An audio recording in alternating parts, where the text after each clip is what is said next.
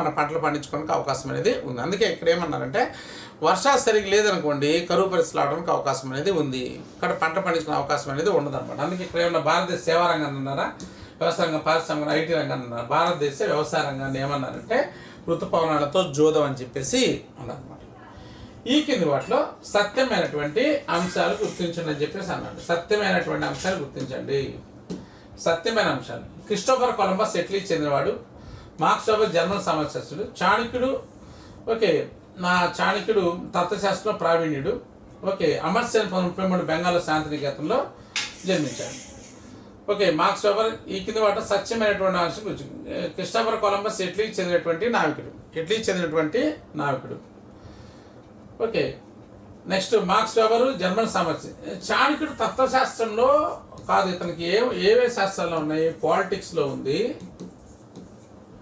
Next సైకాలజీలో ఉంది, next ఎకనామిక్స్లో ఉంది, నెక్స్ట్ ఫిజిక్స్లో ఉంది. ఈ సబ్జెక్ట్లో ఈయనకి ప్రావీణ్యత ఉంది. పాలిటిక్స్, అలాగే సైకాలజీ, ఎకనామిక్స్, ఫిజిక్స్ వీటిలో ఉంది, కానీ ఫిలాసఫీలో ప్రావీణ్యత లేదు. కాబట్టి సత్యమైన గుర్తించినంటే క్రిస్టోఫర్ కొలంబస్ ఇటలీకి చెందిన నాయకుడే, మార్క్స్ జర్మన్ సమాజశాస్త్రుడే, బెంగాల్ శాంతినికేతన్, ఇవి మూడు కూడా సత్యమే. చాణక్యుడు తత్వశాస్త్రం ప్రావీణ్యుడు కాదు. ఓకేనా? వీడికి పాలిటిక్స్, ఎకనామిక్స్ వీటిలో ప్రావీణ్యత అనేది ఉంది. కాబట్టి ఇది ఇక్కడ అసత్యమైందని చెప్పేసి అనాలి. కాబట్టి ఇది ఆన్సర్ సి అనమాట, అసత్యమైంది. ఈ కింది వాటిలో సత్యమైనటువంటి అంశం.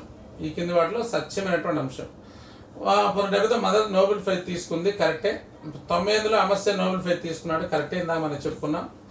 విష్ణుగుప్తుడు బిందుసారుడికి కూడా రాజ్య సలహాదారుడుగా ఉన్నాడు. ఇది విష్ణుగుప్తుని మన చాణక్యుడు అని కూడా అంటాం, విష్ణుగుప్తుడు అని చెప్పేసి కూడా అంటాం. మరి ఇది కరెక్టే. మార్క్స్ ఎంగెల్స్ 1858లో కమ్యూనిస్ట్ లీగ్ స్థాపించారు. ఇక్కడ మనకి 1848లో వీళ్ళు కమ్యూనిస్ట్ లీగ్ అనేటువంటి దాన్ని స్థాపించడం జరిగిందనమాట. డి అనేది ఇక్కడ మనకి ఇక్కడ అసత్యమైన అంశం ఏంటంటే ఇక్కడ డి ఎందుకు అసత్యమంటే మార్క్స్ ఎంగిల్స్ వీళ్ళిద్దరు కూడా కలిసి 1848లో కమ్యూనిస్ట్ లీగ్ అనేటువంటి దాన్ని ఎస్టాబ్లిష్ చేయడం జరిగింది. ఇక్కడ మనకి ఏమి ఇచ్చాడు? 1858 ఇవ్వడం జరిగింది. ఇవన్నీ కూడా కరెక్టే. ఇవన్నీ కూడా ఏదైతే ఉన్నాయో ఇవన్నీ కూడా కరెక్ట్ అయినటువంటి ఆన్సర్లు అని చెప్పుకోవచ్చు. రైట్. ఈ కింది వాటిలో తప్పుగా ఉన్నదాన్ని గుర్తించండి. చాలా ఇంపార్టెంట్ మనకి ఎగ్జామినేషన్లో ఈ ప్యాటర్న్లో బిట్స్ అడుగుతుంటాడు. తప్పుగా ఉన్నవి లేకపోతే మ్యాచింగ్ టైప్ క్వశ్చన్స్ కావచ్చు. ఓకేనా? ఈ కింది వాటిని జతపరచండి అని చెప్పేసి కావచ్చు. ఓకేనా? ఈ కింది వాటిలో అసత్యమైన అంశాలను ఫైండ్ అవుట్ చేయండి కావచ్చు. ఇలాంటి బిట్స్ ఎక్కువగా ఆడటానికి అవకాశం ఉంది. ఇలాంటి బిట్స్ మనం సమాధానం పెట్టాలంటే తప్పనిసరిగా మన సబ్జెక్ట్ మీద కంప్లీట్ కమాండ్ అనేది మనం తెచ్చుకోవాలి ఫ్రెండ్స్. సివిక్స్ అనే పదం సివిటాస్ అనే లాటిన్ భాషలో ఉద్భవించిందాక మనం చెప్పుకున్నాం. ఏ పదం దేని నుంచి వచ్చిందని చెప్పేసి చెప్పుకున్నాం.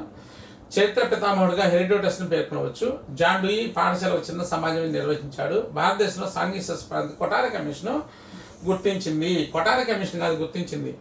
సెకండరీ విద్యా కమిషన్ గుర్తించింది. సెకండరీ విద్యా కమిషన్ ఈ యొక్క ప్రాధాన్యతని 1952లో గుర్తించడం జరిగింది. దీన్నే మాధ్యమిక విద్యా కమిషన్ అంటాం, దీన్నే మొదలైన విద్యా కమిషన్ అంటాం. దీన్నే భారతదేశంలో స్వాతంత్రం వచ్చిన తర్వాత పాఠశాల విద్యకు సంబంధించి ఏర్పడిన మొట్టమొదటి కమిషన్ అని చెప్పేసి అంటాం. ఇది ముఖ్యంగా మరి పాఠశాల స్థాయిలో సాంఘిక శాస్త్రం అనే దాన్ని గుర్తించి పాఠశాల స్థాయిలో నిర్బంధ పాఠ్యవిషయం ఏర్పాటు చేయాలని చెప్పినప్పుడు 1952లో భారతదేశ కరికులంలో దీన్ని ఒక ప్రత్యేకమైన సబ్జెక్ట్గా ఏర్పాటు చేశారు. 1952-53 అకాడమిక్ ఇయర్లో దీన్ని ఒక సబ్జెక్ట్గా పాఠశాల స్థాయిలో బోధించడం జరిగింది. ఈ కొఠారి కమిషన్ వచ్చేసరికి దీన్ని ఒక పరీక్షా విషయంగా మార్చాలని చెప్పేసి కూడా చెప్పడం జరిగింది. సాంఘిక శాస్త్ర జ్ఞాన సముపార్జన కుటుంబం నుంచి ప్రారంభమై విశ్వజనీన అంశాల వైపు ముందుకు వెళ్ళాలని చెప్పేసి ప్రధానంగా ఫోకస్ చేయడం జరిగింది అన్నమాట. నెక్స్ట్, ఈ కింది వాటిలో తప్పుగా ఉన్నదాన్ని గుర్తించండి. రైట్ ఫ్రెండ్స్, ఒక పని ఎందుకు చేయాలి, ఇది చేసినందుకు మనం పొందే లాభం ఏంటి, ప్రశ్నకు వచ్చే సమాధానం లక్ష్యం అవుతుంది అన్నాడు. కాబట్టి ఇది ఉద్దేశం అవుతుంది. ఏదైనా ఒక పని ఎందుకు చేయాలి అని చెప్పేసి మనం ప్రశ్నించుకుంటే మనకు వచ్చేటువంటి సమాధానమే ఉద్దేశం. నెక్స్ట్, లక్ష్యాలకు తాత్కాలిక ఉద్దేశ ఇది కరెక్టే. ఆశయాల సాధనకు లక్ష్యాల సోపనాలు కరెక్టే. నెక్స్ట్, ఆశయాల పరిధి విశాలంగా ఉండి విశాల దృక్పథం కలిగి ఉంటాయి. ఇది కరెక్ట్. ఈ మూడు కూడా కరెక్ట్గానే ఉన్నాయి. మనకి ఇది మాత్రం తప్పుగా ఉంది. కాబట్టి దీనికి సంబంధించి మనము ఉద్దేశాలకు సంబంధించి కొన్ని పాయింట్స్ దాదాపు ఒక 15 పాయింట్స్ డిస్కస్ చేసుకోవడం జరిగింది. వాటిలో నుంచి బిట్ ఇవ్వడం జరిగింది. నెక్స్ట్, ఈ కింది వాటిలో అసత్యమైన దాన్ని గుర్తించండి అన్నాడు. అసత్యమైన దాన్ని గుర్తించండి. అసత్యమైనది ఏది అని చెప్పేసి అంటున్నాడు. అసత్యమైనది గుర్తించాలి. విద్యార్థుల పౌరసత్వాన్ని పెంపొందించే ఉద్దేశం అవుతుంది, కరెక్టే. సాధారణ లక్ష్యాలు విస్తృత పరిధి కలిగి విస్తృత పరిధి కలిగి పాఠశాలపై దాటి ఉంటాయి. ఈ విషయాన్ని బట్టి మారవు. ఇక్కడ జాగ్రత్తగా అర్థం చేసుకోవాలి. మనల్ని మిస్లీడ్ చేస్తూ ఉంటారు అనమాట. సాధారణ లక్ష్యాలు అంటే అర్థం ఏంటంటే, సాధారణ లక్ష్యాలని ఉద్దేశాలు అంటారు. ఉద్దేశాలు లేక ఆశయాలు. ఈ విషయం మనకు తెలియాలి. ఇక్కడ లక్ష్యాలు అనేది ఉంది కాబట్టి ఇక్కడ మామూలుగా లక్ష్యాలని చెప్పేసి అనుకోకూడదు. ఇక్కడ ఉద్దేశాలకు అనేక పేర్లు ఉన్నాయి. సాధారణ లక్ష్యాలు ఉన్నాయి, ఓకే. అలాగే ఆశయాలని చెప్పేసి ఉన్నాయి, ఓకే. అలాగే సాధారణ ఆశయాలని చెప్పేసి కూడా అంటారు. విద్యా లక్ష్యాలని చెప్పేసి కూడా అంటారు. ఇంకా అనేక రకాల పేర్లు ఉన్నాయి. ఆ విషయాన్ని మనం క్లాస్లో డిస్కస్ చేసాం. కాబట్టి ఉద్దేశాలు విస్తృత పరిధిని కలిగి ఉంటే పాఠశాలపై దాటి ఉంటాయి అని చెప్పేసి మనం చెప్పుకోవడం జరిగింది. ప్రవర్తన లక్ష్యాలు నిర్దిష్టమైనవిగా ఉండి పాఠశాల పరిధికి పరిమితమైన. ప్రవర్తన లక్ష్యాలను వేటి అంటాం. ఇక్కడ మనం జనరల్గా లక్ష్యాలు స్పష్టీకరణని మన ప్రవర్తన లక్ష్యాలుగా మనం చెప్పుకుంటాం అనమాట. లక్ష్యాలు స్పష్టీకరణలు. కాబట్టి ఇవి లక్ష్యాల స్పష్టీకరణ అనేవి ఉపాధ్యాయుడు బోధన ముందు లక్ష్యాలు ఏర్పాటు చేసుకుంటాడు. తరగతి గది బోధన ద్వారా వాటిని సాధించడం అనేది జరుగుతుంది. కాబట్టి ఇవి తరగతి గదికి పరిమితమై ఉంటాయి. రైట్. అండర్సన్ ఖాతాలో డాక్టర్లో ఒక పరిమాణం. దీంట్లో మనకి అండర్సన్ ఖాతాలో ద్విపరిమాణం గురించి చెప్పారు. ద్విపరిమాణం గురించి చెప్పారు అనమాట. ఈ అసత్యమైంది. ఇక్కడ ఒక పరిమాణం అన్నాడు, ద్విపరిమాణం. ఒక పరిమాణం గురించి చెప్పింది ఎవరు? బ్లూమ్ చెప్పాడు. ద్విపరిమాణం గురించి చెప్పింది అండర్సన్. దేంటి ద్విపరిమాణం అంటే జ్ఞానాత్మక ప్రక్రియ పరిమాణం. రెండోది జ్ఞాన పరిమాణం. జ్ఞానాత్మక ప్రక్రియ పరిమాణంలో 6 రకాల అంశాలు ఉంటాయి. గుర్తు తెచ్చుకోవడం కావచ్చు, అవగాహన పొందడం కావచ్చు, అనువర్తించడం కావచ్చు, విశ్లేషించడం కావచ్చు, మూల్యాంకనం కావచ్చు, సృష్టించడం అనేటువంటి 6 రకాల అంశాలు ఉంటాయి. అలాగే జ్ఞాన పరిమాణంలో ప్రధానంగా 4 రకాల అంశాలు ఉంటాయి. ఓకే. సాధారణ జ్ఞానము, భావనాత్మక జ్ఞానము, అలాగే విధానాత్మక జ్ఞానము, మెటాకాగ్నిషన్ జ్ఞానం అని చెప్పేసి 4 రకాల జ్ఞానాలు ఉంటాయి. ఇది చాలా జాగ్రత్తగా అర్థం చేసుకోవాలి. ఇది చాలా ఇంపార్టెంట్ ఏరియా. కొత్త బుక్స్లో ఉంటుంది. ఓకే. ఎగ్జామినేషన్లో బిట్స్ వచ్చేటువంటి ఏరియాగా మనం ఫైండ్ అవుట్ చేయొచ్చు. కాబట్టి ఇది తప్పు అనమాట. ఇది తప్పు. అండర్సన్ ఖాతాలో టాక్సానమీలో ఒక పరిమాణం గురించి వివరించారు కాదు, వీళ్ళు ద్విపరిమాణం గురించి చెప్పడం అనేది జరిగిందనమాట. రైట్. ఈ కింది వాటిలో సత్యమైన అంశాలు ఏంటి? సత్యమైనటువంటి అంశాలు మళ్ళీ అడిగాడు. చూడండి జాగ్రత్తగా. విమర్శలు, సిఫార్సులు, నివేదికలు తయారు చేయడం మూల్యాంకనం అవుతుంది. ఇది కరెక్టే. దేని ప్రకారము? అండర్సన్ ఖాతాల వర్గీకరణ ప్రకారము మూల్యాంకనం అంటే విమర్శలు, సిఫార్సులు, ఓకే, నివేదికలు తయారు చేయడం మూల్యాంకనం అవుతుంది. ఇది కరెక్టే. గ్రహించిన విషయంలోని అంశాన్ని అన్నింటినీ కలిపి కొత్త అంశాన్ని తయారు చేయడం సంశ్లేషణ అవుతుంది. ఇది కరెక్టే. అండర్సన్ ఖాతాల వర్గీకరణ ప్రకారం తాను నేర్చుకున్న అంశాలను అమలుపరచడం, నమూనాలు తయారు చేయట, ప్రదర్శించడం, అనుసరించడం, ముఖాముఖి నిర్వహించుట అనేది అనువర్తించడం అవుతుంది. జ్ఞాన పరిమాణం అనే అంశంలో 4 జ్ఞాన అంశాలు ఉన్నాయి. జ్ఞాన పరిమాణము, జ్ఞానాత్మక ప్రక్రియ పరిమాణం, జ్ఞాన పరిమాణం. 2 అంశాలు ఉన్నాయి. జ్ఞానాత్మక ప్రక్రియలో 6 ఉన్నాయి, జ్ఞాన పరిమాణంలో 4 ఉన్నాయి. అన్నీ కూడా కరెక్టే ఉన్నాయి. ఓకేనా? రైట్. ఇక్కడ ఉన్నటువంటి 4 జ్ఞానాంశాలు ఏంటి? ఇందాక మనం చెప్పుకున్నాం కదా. సాధారణ జ్ఞానము, భావనాత్మక జ్ఞానము, ఓకే, విధానాత్మక జ్ఞానము, మెటాకాగ్నిటివ్ జ్ఞానము, 4 అంశాలు ఉన్నాయి. అలాగే జ్ఞానాత్మక ప్రక్రియ పరిమాణంలో 6 రకాల అంశాలు ఉన్నాయి. వాటి గురించి మనం డిస్కస్ చేయడం జరిగింది. సాంఘిక శాస్త్రంలో పాఠ్యాంశంలో వాస్తవాలు, భావనలు, సూత్రాలు, తేదీలు, సిద్ధాంతాలు, నూతన పదాలు వంటి వాటిని విద్యార్థి తెలుసుకుంటే అది దేని కిందకు వస్తుంది? జ్ఞానమా, అవగాహన, విశ్లేషణ, మూల్యాంకనమా? తప్పనిసరిగా ఏమవుతుంది? జ్ఞానం అవుతుంది. నాలెడ్జ్ అంటే ఏది తెలియంది తెలుసుకుంటే దాన్ని జ్ఞానం అంటారు. తెలియంది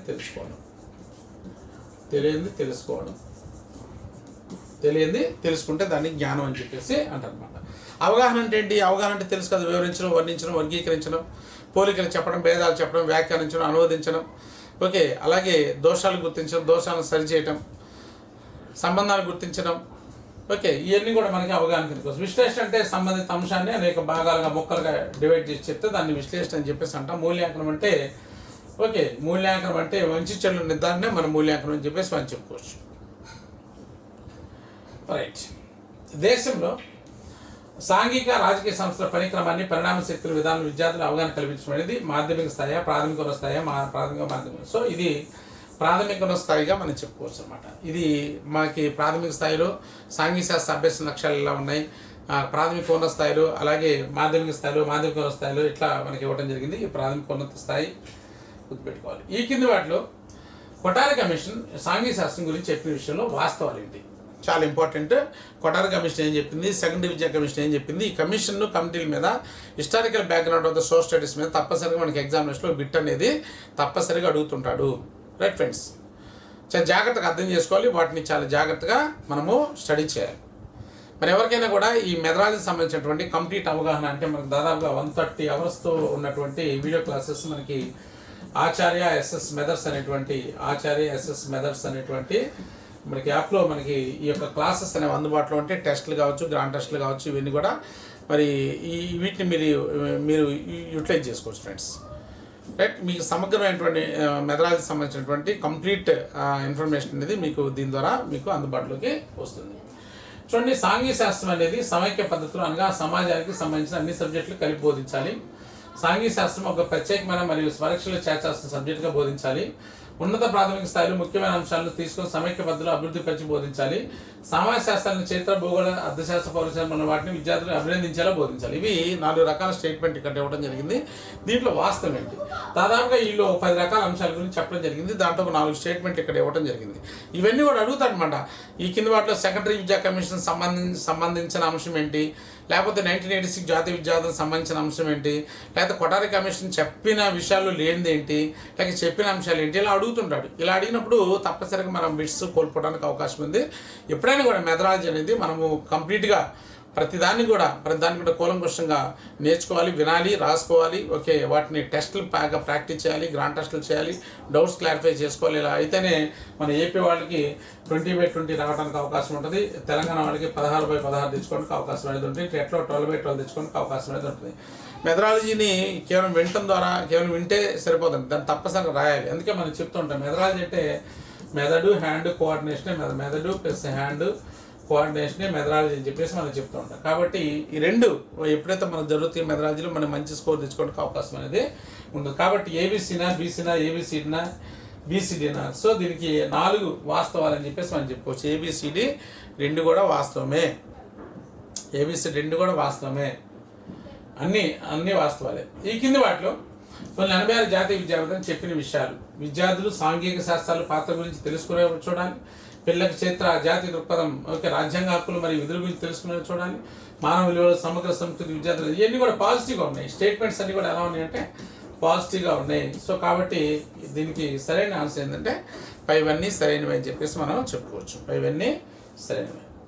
అలాగే ఈ కింది వాటిలో అసత్యమైన అంశాలు చాలా చూడండి. ఈ బిట్స్ అన్నీ కూడా ఇలా ఉన్నాయి. అసత్యమైన అంశం ఏంటి, సత్యమైన అంశం ఏంటి, ఇవన్నీ కూడా ఉన్నాయి. దీనికి సంబంధించి మనం 50 గ్రాంటర్ సిరీస్ అనే దాన్ని కూడా మనం ప్రత్యేకంగా ఆచార్య ఎస్ఎస్ మెథడ్స్ అనే యాప్లో ప్రత్యేకంగా పెట్టడం జరిగింది. ఎవరైతే ఈ టెస్టులు చేయాలనుకున్న వాళ్ళు ఆ టెస్టులు మరి 50 గ్రాంటర్ సిరీస్లో భాగంగా తీసుకొని టెస్టులు చేయొచ్చు అనమాట.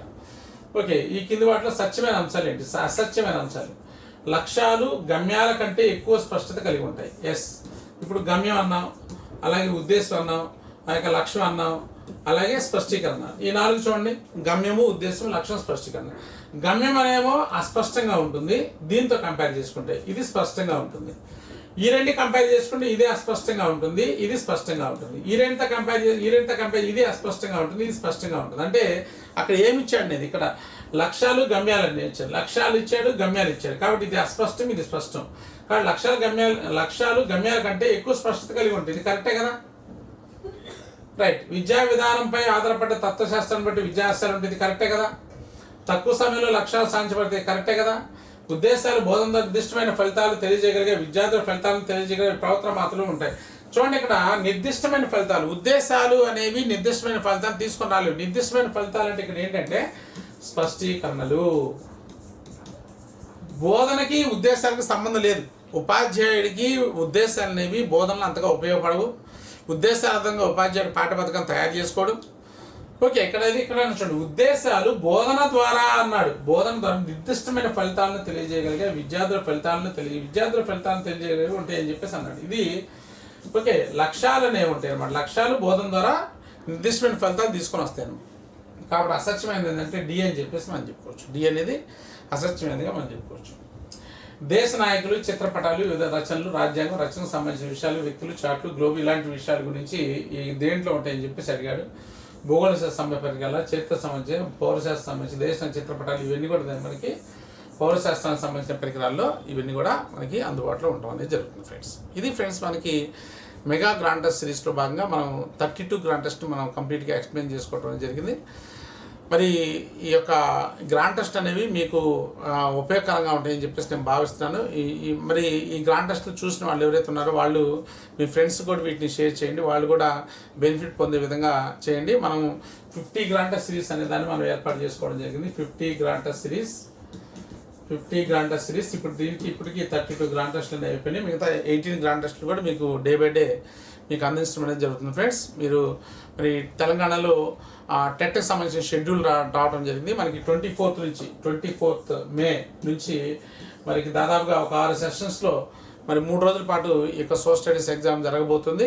కాబట్టి ఎవరైతే మన అభ్యర్థులు ఉన్నారో ఈ యొక్క తప్పనిసరిగా వీళ్ళు చాలా జాగ్రత్తగా ఈ యొక్క అంశాలన్నీ కూడా నేర్చుకుని మెదరాజులో 12/12 సంపాదించుకుంటానని కోరుతున్నాను. అలాగే ఏపీ అభ్యర్థులు కూడా మరి ఎలక్షన్ కూడా అయిపోతుంది కాబట్టి మరి అశ్రద్ధ చేయకుండా తప్పనిసరిగా ఎగ్జామినేషన్ డిఎస్సి నోటిఫికేషన్ అనేది ఇచ్చారు. ఎగ్జామినేషన్ తప్పనిసరిగా ఉంటుంది.